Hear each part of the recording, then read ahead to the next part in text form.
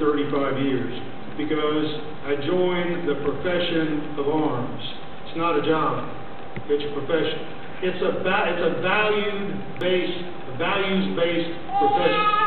Loyalty, dignity, selfless service, honor, integrity, personal courage. It's a values-based profession, and we expect you to live up to those values on a daily basis. And it's a profession with a purpose. The United States military exists to protect our freedoms and our way of life. That will be your focus. That will take all of your time and all of your energy. Freedom isn't free. I do worry that sometimes the American public takes freedom for granted. Sarah and I have been in experiences. We're around people who didn't have freedom. They know the cost of freedom. So you joined a profession, a values-based profession, and a focused profession. I worry that when you took that oath of commission, you weren't paying attention. Because candidly, I've done this many times in the past, so I'm going to highlight 3 things for you to be thinking about every day. Every day. And for the audience here, I'd ask you to remind your loved one every day about the oath they took on the 12th of May. First thing, you swore to support our Constitution against all enemies, foreign and domestic. Now, when we provide oaths to our enlisted soldiers or non-commissioned officers, in addition to swearing to support and defend the Constitution of the United States against all enemies, foreign and domestic, and to bear true faith and allegiance, saying we also require our enlisted soldiers to swear to obey the orders of the President of the United States and to obey the orders of the officers appointed over them according to the Uniform Code of Military Justice. We don't do that for commissioned officers. You know why? Because we expect you to disobey any order that's in violation of the Constitution. You swore to uphold our Constitution. You got to know our Constitution.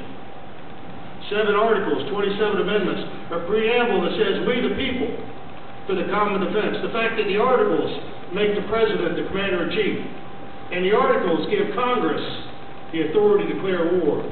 You swore to support the Constitution, and we're going to hold you to that. You swore that you took this obligation freely, without mental reservation or purpose of evasion. Nobody drafted you in the United States Army. We didn't come to your front porch and say, by God, you're now in the Army. We used to do that. We don't do that anymore. So always remember, you made a choice to serve our nation's armed forces in uniform during this difficult time.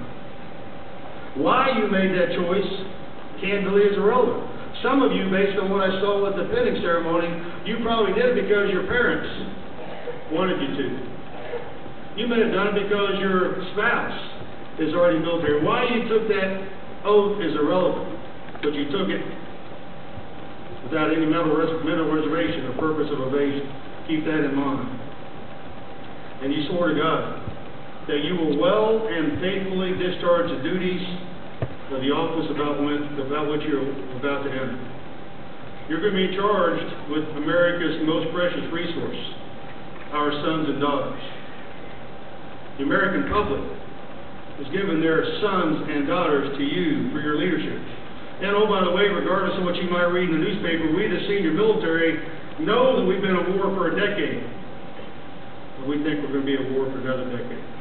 We think you are going to be leading America's sons and daughters on the field of battle. And that's a difficult task that many folks that have preceded you have accomplished.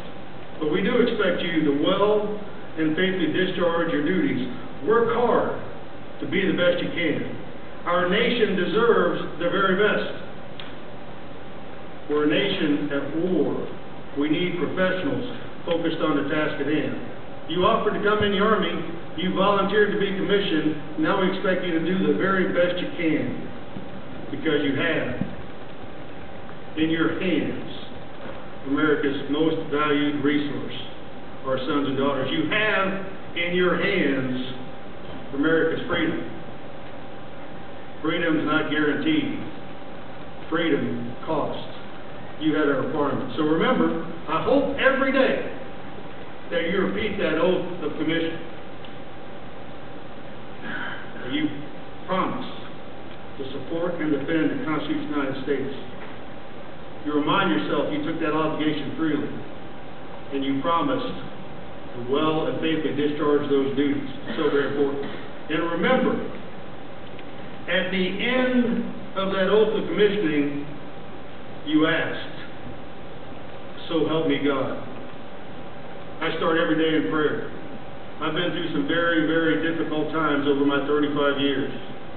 Most of those most difficult times on the field of battle. But remember Philippians 4, 6, and 7. Do not be anxious about anything, but in everything, with prayer and petition, present your request to God. And the peace of God, which transcends all understanding, will guard your hearts and your minds in Christ Jesus. You're not in this alone. Your peers will support you. Your bosses will support you. Your subordinates will support you in this difficult task ahead. God will help you as well. God bless you. God bless you families. And God bless our great nation. Thank you.